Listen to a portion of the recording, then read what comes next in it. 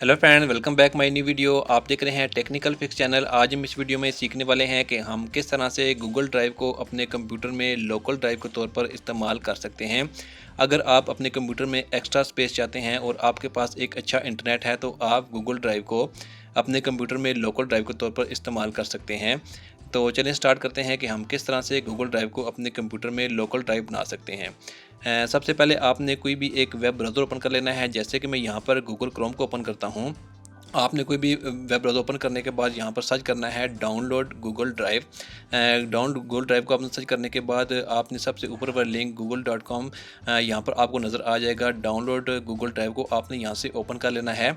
जैसे ही आप इसे ओपन करेंगे तो यहाँ पर आपको डाउनलोड ड्राइव और डेस्कटॉप का एक बटन दिया गया है। आपने यहाँ पर क्लिक करके गूगल ड्राइव को यहाँ से डाउन कर लेना है। जैसे कि मैं यहाँ पर यहाँ से इसको डाउन करता हूँ। 277 MB की फ़ाइल होगी जो आपके कंप्यूटर में डाउनलोड होगी।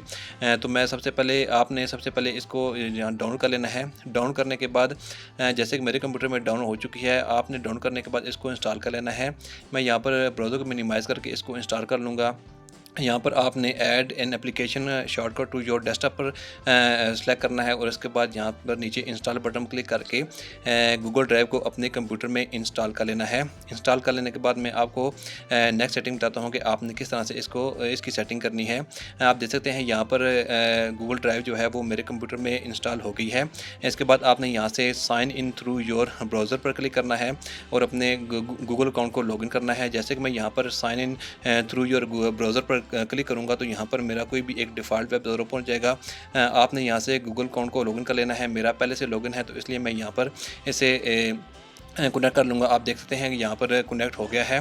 तो उसके बाद आपने ब्राउज़र क्लोज़ कर देना है और यहाँ से गूगल ड्राइव को भी क्लोज़ कर देना है। आप देख सकते हैं यहाँ पर नीचे क्लिक करके आपने इसे ओपन करना है। इसके बाद यहाँ से आपने ओके बटन पर क्लिक करने के बाद ओपन प्रेफरेंसेस को ओपन करना है। जैसे ही आप इसे ओपन करेंगे तो इसके बाद यहाँ से आप नो थैंक्स करें और इसके बाद यहाँ से आपने सेटिंग वाले बटन को ओपन करना है और यहाँ से आपने सेटिंग वाले बटन को ओपन करने के बाद आप देख सकते हैं अगर ड्राइव लेटर आपने यहाँ पर सेलेक्ट करना है। अगर कोई पहले से सिलेक्ट है या आप अपनी मर्ज़ी से कोई भी ड्राइव लेटर सेलेक्ट करना चाहते हैं तो आप यहाँ से अपनी मर्ज़ी से कोई भी एक ड्राइव लेटर को सिलेक्ट कर सकते हैं।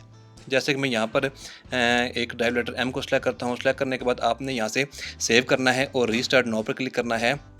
जैसे ही आप रीस्टार्ट नाउ पर क्लिक करेंगे तो गूगल ड्राइव आपके कंप्यूटर में बन जाएगी। जैसे कि मैं यहाँ पर रीस्टार्ट नाउ पर क्लिक करता हूँ। रीस्टार्ट नाउ पर क्लिक करने के बाद आपने जिस पीसी को ओपन करना है और आप देख सकते हैं यहाँ पर गूगल ड्राइव आपके सामने आ गई है। जो आपको पता है कि 15 GB की जो गूगल ड्राइव है हमें फ्री में मिलती है, वो यहाँ पर गूगल ड्राइव हमारे कंप्यूटर में लोकल ड्राइव के तौर पर बन चुकी है।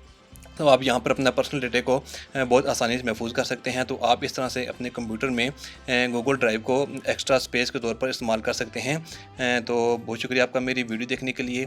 मज़ीद इस तरह की वीडियोज़ के लिए आप मेरे चैनल को सब्सक्राइब करें, मेरी वीडियो को लाइक करें और शेयर करें। Thank you.